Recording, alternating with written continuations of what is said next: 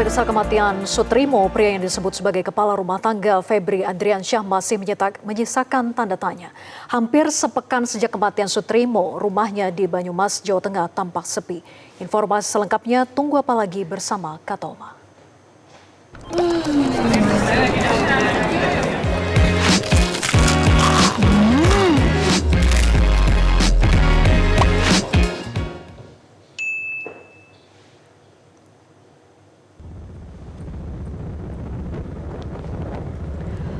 Sutrimo diketahui berasal dari Kabupaten Banyumas. Rumah duka dan keluarganya berada di Desa Ulahar, Kecamatan Wangon.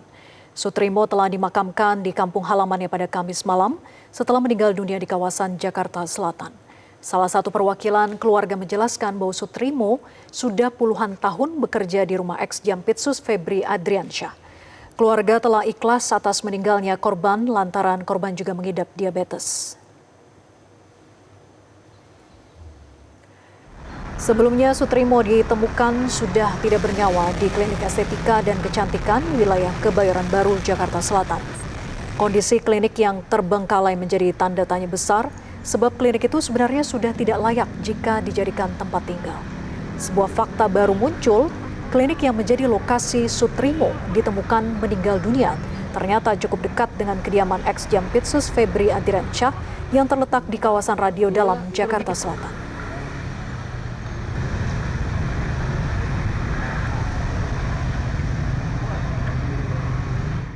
Koordinator MAKI Boyamin Saiman menilai kematian Sutrimo, pria yang disebut sebagai kepala rumah tangga Febri Adriansyah, janggal.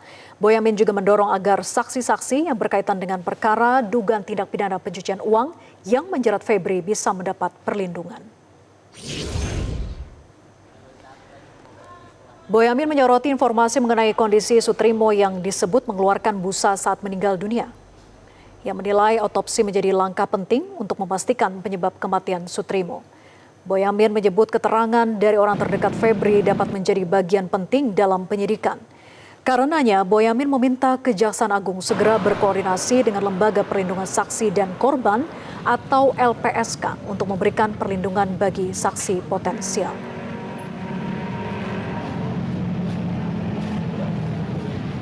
Ya, memang janggal gitu, karena berdasarkan informasi yang terima bahwa yang bersangkutan sempat pulang kampung dalam keadaan sehat-sehat saja.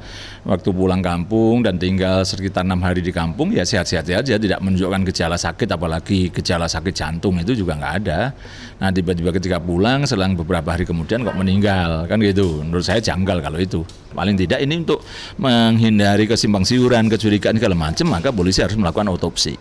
Tidaknya gini, kan dia potensi dipanggil sebagai saksi untuk mengetahui apa yang terjadi di saat masih waktu itu sebelum penggeledahan lah setidaknya, atau saat penggeledahan itu kan, atau sebelum-sebelumnya. Ini kan bisa bisa ditanya siapa ya tamu yang pernah datang ke rumah Pak FA, atau Pak Eva pernah menerima tamu siapa, atau juga kemudian bisa aja disuruh melakukan sesuatu yang berkaitan dengan pekerjaan Pak FA gitu.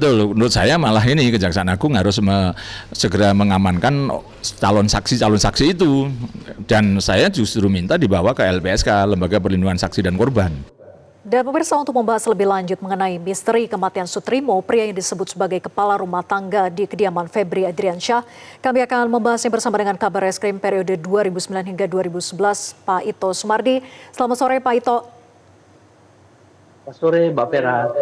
Baik, terima kasih sudah bergabung Pak Ito. Apakah Anda melihat ada hal yang janggal dari kronologi kematian Sutrimo? Adakah indikasi pidana yang harus didalami menurut Anda? Ya, yang pertama adalah tentunya dari aspek penyidikan kan kita harus didasarkan kepada alat bukti ya Mbak. Ya, perkembangan terbaru yang kami peroleh dari teman-teman penyidik Polda Metro maupun Polres Jakarta Selatan saat ini memang masih mendalami kematian almarhum Sutrimo ya. Karena penyebab kepastiannya saat ini belum dapat dipastikan. Kenapa demikian? Karena ada kesulitan pihak keluarga tidak mengizinkan untuk dilakukan otopsi ya. Otopsi itu kan sebetulnya daripada scientific crime investigation untuk melihat apakah memang kematian itu wajar ataukah ada penyebab lain menyebabkan yang bersangkutan meninggal dunia. Kemudian saat ini juga polisi juga melakukan olah TKP lanjutan ya, di tempat untuk mencari saksi dengan dan juga hasil CCTV di sekitar lokasi kejadiannya untuk mendalami peristiwa tersebut.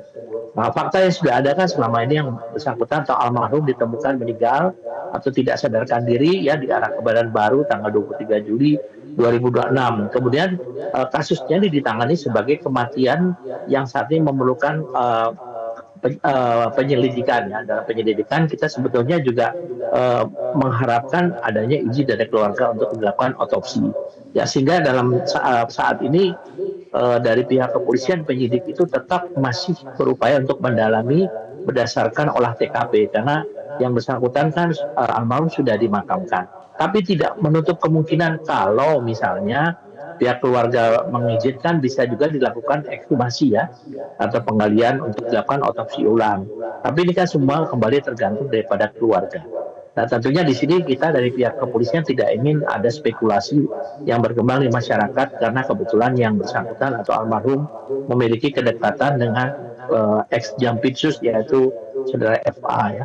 Saya kira mungkin untuk masalah ini Mbak, saat ini sampai detik ini kita masih terus mendalami yaitu pengolahan di TKP maupun mencari saksi-saksi dan juga kalau memang ada CCTV terkait sehingga kita bisa mendapatkan kepastian. Nah, selain itu tentunya kalau memang ada izin daripada keluarga untuk dilakukan otopsi itu akan lebih memberikan kepastian. Demikian Pak Ferry. Ya, ekshumasi ataupun juga otopsi dianggap pihak kepolisian adalah cara untuk bisa mengungkap kematian dari Sutrimo. Bagaimana kalau pihak keluarga tetap saja Pak tidak menerima saja kematian Sutrimo sehingga tidak mau melapor ataupun tidak mau untuk dilakukannya ekshumasi? Ya, dalam teknik penyelidikan kan kita tidak semata-mata berdasarkan kepada otopsi. Hanya kalau otopsi itu akan memudahkan. Kenapa demikian? Kita bisa melihat penyebab apakah yang bersangkutan meninggal dengan wajar ataukah ada hal-hal lain yang bisa menyebabkan kematian, misalnya diracun dan lain sebagainya kan yang bersangkutan atau almarhum itu saat itu ditemukan dalam keadaan berbusa mulutnya. Kemudian juga tentunya polisi juga saat ini sedang menyelidiki rekam jejak kesehatan daripada almarhum. Apakah memang almarhum memiliki rekam jejak kesehatan penyakit-penyakit tertentu yang akan menjadi pertimbangan dalam kesimpulan penyelidikan. Tapi sementara ini polisi masih menetapkan bahwa kematian tersebut adalah kematian yang masih dilakukan penyelidikan ya. Jadi belum bisa kita memberikan kepastian. Tapi tentunya kita terus berupaya agar ada kepastian sehingga tidak ada isu-isu yang beredar di luar yang mungkin bisa memberikan satu penilaian atau opini yang tidak benar. Demikian Pak. Ya, Pak Ito, dengan status Sutrimo sebagai kepala rumah tangga di kediaman Febri, apakah Kejaksaan Agung itu perlu segera berkoordinasi ataupun juga pihak kepolisian gitu ya dengan LPSK untuk melindungi orang dekat Febri? Secara logika ya Mbak, secara logika memang siapapun orang terdekat itu akan menjadi satu target daripada penyelidikan ya kan, bagaimanapun juga apalagi almarhum itu sudah lama sekali bersama. Tetapi kan kembali lagi kita tidak ingin berspekulasi ya. Ya tentunya sekarang tinggal mencari orang-orang terdekat ataupun mungkin di sana dalam lingkungan RT atau RW yang itu tentunya saya yakin dari teman-teman penyidik Polda Metro maupun Polres Jakarta Selatan sudah melakukan itu. Yang penting di sini adalah tugas yang dilakukan oleh penyidik adalah membuat terang satu perkara. Tapi semuanya harus berdasarkan fakta. Kita tidak berspekulasi. Apapun faktanya itu nanti akan menjadi kesimpulan. Apalagi kan yang almarhum ini kan kepala rumah tangga yang sudah ikut lama ya Mbak ya di sana. Tentunya yang bersangkutan sangat tahu bagaimana aktivitas yang ada di sana dan kalau memang yang bersangkutan atau almarhum ini meninggal secara wajar, ya saya kira ya sudah selesai ya. Kita tinggal mencari hal-hal yang lain yang mungkin bisa menjadi pintu masuk daripada upaya penyelidikan dan ini tentunya merupakan pekerjaan rumah bagi teman-teman yang saat ini menangani kasus ini yaitu di Kejaksaan Agung. Saya kira kalau koordinasi selama ini yang saya dengar dari pihak Kejaksaan Agung penyidiknya selalu berkoordinasi dengan pihak kepolisian, Mbak. Karena ini sangat penting untuk membuka satu kasus yang menjadi perhatian publik yang sangat luas saat ini. Demikian. Ya. Kalau Sutrimo ini masuk daftar saksi, seberapa penting sebetulnya peran Sutrimo dalam konteks pemeriksaan kasus Febri dengan statusnya sebagai Karungga ini kalau ia masih hidup? Ya sangat penting Mbak ya, karena bagaimanapun juga yang bersangkutan kan sangat tahu aktivitas yang terjadi di rumah itu ya, dari menit ke menit, detik per detik, bahkan yang bersangkutan juga akan bisa memberikan keterangan meskipun keterangan itu mungkin tidak ada kaitannya, atau mungkin juga keterangan itu mungkin bisa menjadi pintu masuk bagi siapa-siapa saja yang berhubungan. Kan kalau kita dalam masalah kedinasan, pada saat berdinas pun saya kan orang-orang yang ke tempat saya itu kan melalui ajudan, melalui karungga ya, kemudian melalui penjaga. Nah, itu yang penjaga rumah, karungga, kemudian juga pembantu, dan juga orang-orang yang ada di lingkungan rumah tersebut tentunya menjadi saksi kunci ya untuk bisa menjelaskan aktivitas apa yang sekarang terjadi dikaitkan dengan dugaan ya tindak pidana yang korupsi, yang mungkin tentunya unsur-unsur pidananya harus bisa didukung dengan alat-alat bukti, salah satu diantaranya adalah keterangan saksi. Nah, kalau saksi ini tidak ada kan bukan berarti satu orang saksi saja yang kita tergantung, banyak hal-hal lain termasuk olah TKP tadi. Misalnya ada CCTV, mungkin ada saksi lain ya. Ini yang sangat penting memang ya secara logika. Makanya ini muncul di masyarakat ada satu kematian yang janggal, tetapi bagi polisi kita tidak bisa memberikan satu kesimpulan itu ya. Bagi pihak penyidik kita mencari keterangan, mencari bukti yang kuat sehingga kita membuat satu kesimpulan apakah yang bersangkutan itu meninggal secara wajar atau tidak. Kalau tidak wajar, tentunya ini menjadi pendalaman lagi. Mengapa sampai tidak wajar? Apakah memang sengaja yang bersangkutan itu harus tidak bisa menjadi saksi yang menjadi satu kunci pintu masuk dalam penyidikan atau tidak? Dan kita sekali lagi tentunya saya berharap kita tidak berspekulasi ya Mbak Vera ya. Bagaimanapun juga penyidik saat ini sedang bekerja keras, dan saya yakin dari teman-teman Kejaksaan Agung juga melakukan koordinasi yang baik dengan pihak Polda Metro Jaya ataupun Polres Jakarta Selatan. Demikian Mbak. Baik, terima kasih Pak Ito Sumardi sudah bergabung bersama kami. Selamat sore. Jelajahi cara baru mendapatkan informasi. Download Metro TV Extend sekarang.